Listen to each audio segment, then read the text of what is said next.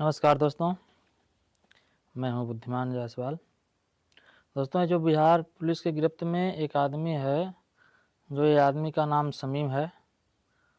शमीम के घर पर जब पुलिस जाती है तो घर में ताले लगे हुए थे, क्योंकि शमीम के घर पर रेड पड़नी थी।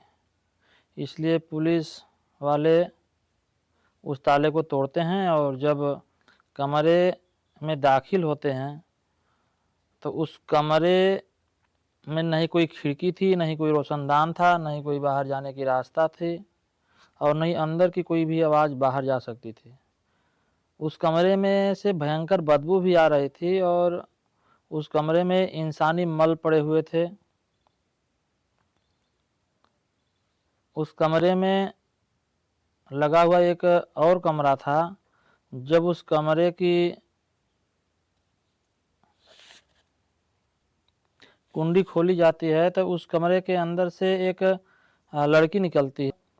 उस बच्ची उस कमरे में से जब उसको बंद कमरे में से किडनैप करके रखा हुआ था और लड़की अंदर तड़प रही थी, उसे जब बाहर निकाला गया तो उसकी मेंटल हालत बहुत ही ख़राब थी। उस लड़की से न जाने कितने लोग उसके साथ दरिंदगी की थी, रेप किए थे, गैंगरेप जैसे दुष्कर्म किया गया था। सारी चीज़ें शमीम को पता थी। शमीम जिस प्रकार से देह व्यापार करता था, उसी प्रकार उस लड़की को परेशान करने में भी उसको बहुत मज़ा आता था। उस लड़की को टॉर्चर करता था। वो बच्ची इतना ज़्यादा परेशान हो गई थी कि वह अपने मेंटल हालत से इतना नीचे आ गई थी कि वह न तो बोल पा रही थी, न कुछ बता पा रही थी। उस बच्ची को बेहोशी का इंजेक्शन दिया जाता था। इंजेक्शन देने के बाद जब बेहोश हो जाती थी तो उनसे रेप किया जाता था, मारा जाता था, डंडे से मारा जाता था। यहाँ तक कि शमीम ने उस लड़की को गला घोंट के मारने की भी कोशिश की थी। यह शमीम इस लड़की और लड़की की माँ के लिए जिस प्रकार से कत्ले-आम मचाया था, इस लड़की को बाप को मार के खेत में फेंक दिया, भाई को मार को खेत में फेंक दिया, यहाँ तक कि इसकी माँ को भी अधजली हालत में रेलवे ट्रैक पर मारकर फेंक दिया था। और उस माँ से जबकि वह इम्तिहान प्यार करता था, बहुत मोहब्बत करता था, लेकिन उस माँ को भी वह मार के फेंक करके एक तरह से ये शमीम जिस्मानी हरकत में आ गया था। इसको हवस का शिकार हो गया था। पूरे परिवार को ख़त्म कर दिया। दोस्तों, यह एक जेल से निकली हुई प्यार मोहब्बत की कहानी है और यह कहानी में बाप की हत्या हो जाती है, भाई की हत्या हो जाती है, माँ की हत्या हो जाती है, पूरा घर बिखर जाता है और 3 साल तक एक बंद कमरे में, जहाँ न तो बाथरूम की व्यवस्था थी, न तो लैट्रिन की व्यवस्था थी, वही बंद कमरे में रह करके वह लड़की को चुकानी पड़ी, जो कि बहुत दर्दनाक रहा। दोस्तों, यह कहानी 2015 की है, लेकिन बिहार पुलिस ने कड़ी मशक्क़त के बाद कुछ ही महीने पहले उस आदमी को यानी शमीम को गिरफ्तार किया है। इसलिए कहानी को सुनाया जा रहा है। अब चलते हैं, उस लड़की को जब बंद कमरे से निकालकर डॉक्टर के पास ले जाया जाता है, तब डॉक्टर ने बोला कि यह बच्ची बहुत ही ज़्यादा मेंटल डिप्रेशन में है और शरीर पर जगह जगह जख्म है, जो कि उसे मारा गया था, तड़पाया गया था, प्रताड़ित किया गया था। उस लड़की को इतना प्रताड़ित किया गया था कि वह उसकी हालत बहुत ही ख़राब थी। पुरुषों को देख करके तो एकदम भयावह डर जाती थी। उस लड़की को फिर काउंसलिंग किया गया, उसका माइंड वॉश किया गया, महिला डॉक्टरों को बुला करके उसकी दवा कराई गई। और लड़की बताती है कि बिहार से के सीतामढ़ी के गांव से रहने वाली थी। सीतामढ़ी के में एक नज़दीकी गांव है, उसी गांव के रहने वाली थी। उसके पिता का नाम राजीव कुमार सिंह था। वह गांव के एक प्राइमरी टीचर थे। उनका एक बेटा और 2 बेटियां थी। कहानी में आगे बढ़ते हैं। राजीव जी की मुलाकात एक पत्रकार से होती है। पत्रकार का नाम शमीम था, जो अपने आप को तो पत्रकार बताया, लेकिन पत्रकार था नहीं। दोस्तों, यह एक जिस्मानी हवस के चलते अपना एक वेश बदला था। इसकी कहानी जो आगे बताएंगे, ये कहानी में आगे का पार्ट है। दोस्तों ये पत्रकार जो था शमीम के घर पे आना जाना, एक छोटी सी छोटी चीज़ों का नोटिस करना। हाँ, और शमीम जो था एक एक तरह से उस लड़की की माँ को बहुत नज़दीकी से मोहब्बत करने लगा था, एक तरफा प्यार करने लगा था। पहले तो पिता के रहने पे घर आने जाने लगा, आता बातें करता, राजनीति के तौर पे बातें करता, लेकिन कुछ दिनों बाद जब पिताजी नहीं रहते थे तब आने लगा और माँ से बातचीत करता, और माँ को यहाँ तक ही कहता कि इस मास्टर की नौकरी में क्या पड़ी हो, चलो मैं तुम्हें खुश रखूँगा। धीरे धीरे करके उसकी माँ को अपने जाल में फंसाया, और उसकी माँ भी को आगे पीछे सोचना नहीं था।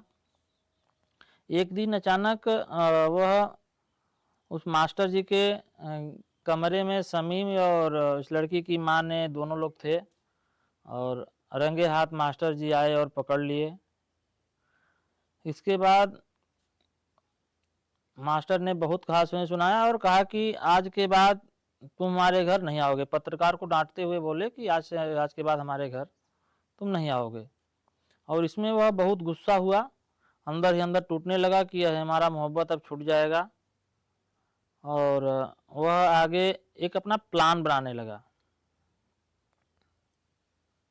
मास्टर जी को मना किए करीब 10 दिन बीता था कि एक दिन अचानक शमीम हमारे घर, उस लड़की के बता रही है कि हमारे घर पे भागता हुआ आया और घबरा करके बोला कि मास्टर जी, जो आपके एक नज़दीकी रिश्तेदार हमारे घर, हमारे आसपास में रहते हैं, रिलेटिव हैं, वो बहुत बीमार हैं, वहाँ पर चलिए आपको बुलाए हैं। मास्टर जी आगे पीछे नहीं सोचे और चल दिए। गए, उन्होंने पहले से प्लानिंग के तहत खेत में ले गया और वहाँ पे 3-4 लोग को पहले से इकट्ठा किया था और मास्टर जी को गला घोट करके मार दिया गया। लड़की बताती है कि उसके कुछ दिन बाद धीरे धीरे हमारी माँ ने खोजने लगा तो पिताजी की लाश मिली, और पुलिस की यहाँ एक लापरवाही थी कि पुलिस ने इसको एक्सीडेंटल केस दिया। यदि पुलिस जांच परख पहले की होती सही अपने तजुर्बे से, तो शायद 2 और मौत बच सकती थी और ये 3 साल तक इस लड़की को रेप के हवस का शिकार नहीं बनना पड़ा होता। इसके कुछ ही दिन बाद, यानी एक महीने के बाद, उसके भाई ने बाहर खेल रहा था, छोटा भाई, और अचानक वो भी गायब हो गया और उसका भी खेत में लवारिस लाश मिली। अब वह लड़की समझ चुकी थी कि यह किसके माध्यम से लगभग काम हो रहा है, लेकिन शमीम का हवस परवान चढ़ रहा था। वह इस मोहब्बत को छोड़ना नहीं चाहता था, और कुछ हद तक उस लड़की की माँ ने भी अब उस लड़की की माँ ने शमीम के जाल में तो फंसी चुकी थी।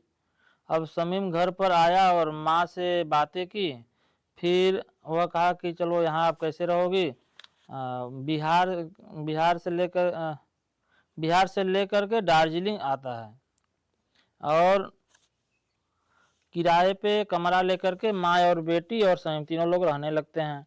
और बोलता है कि आज से तुम लोग यहीं रहोगी और जो भी छोटी बड़ी खर्चे होगा, जो भी व्यवस्थाएं होंगे हम देखेंगे।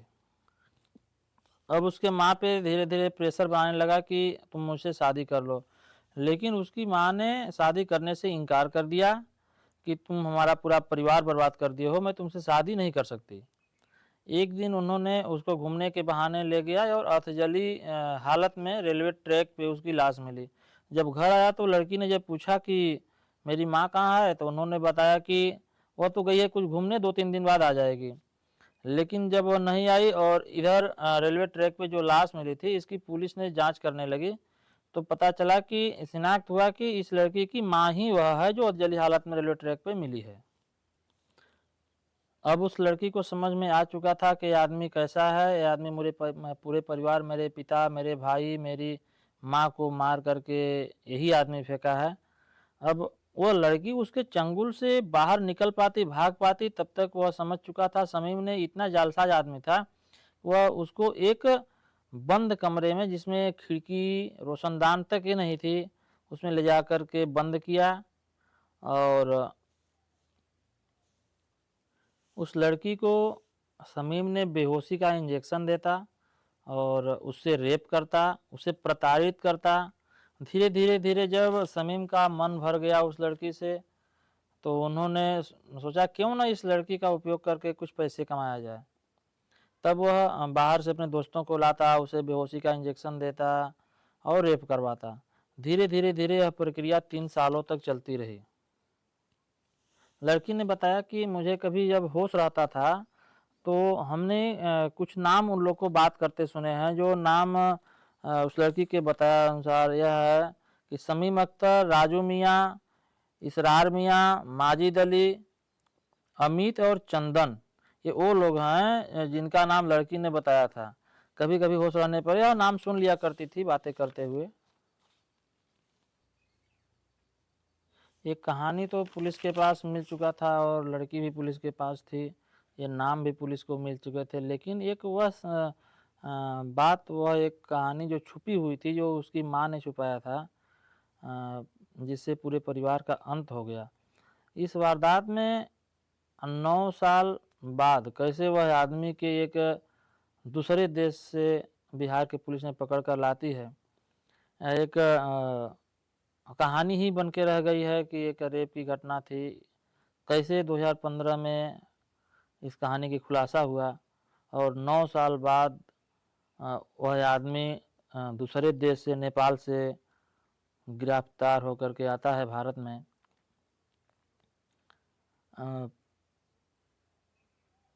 जब पहली बार पिता को मारा गया था तब यदि अच्छे से इन्वेस्टिगेशन हुआ होता, पुलिस यदि अच्छे से जांच की होती, तो शायद 2 हत्या और नहीं होने पाती, क्योंकि पत्रकार और घर के बीवी के बीच में कुछ रिश्ता थे। ये घर के अगल बगल के लोग भी बात करने लगे थे, और यहाँ तक कि पत्रकार छोटी छोटी चीज़ों को भी, समीम पत्रकार जो है, छोटी छोटी चीज़ों को भी नोटिस करता था, जैसे बिजली बिल देना, घर में क्या चीज़ ज़रूरत है ये भी लाना। तो इससे एक आदमी को सोच बनाना चाहिए कि नहीं, इसके पीछे राज किस चीज़ का है। खैर आगे चलिए बताते हैं दोस्तों, ये कहानी की शुरुआत किस तरह से होती है।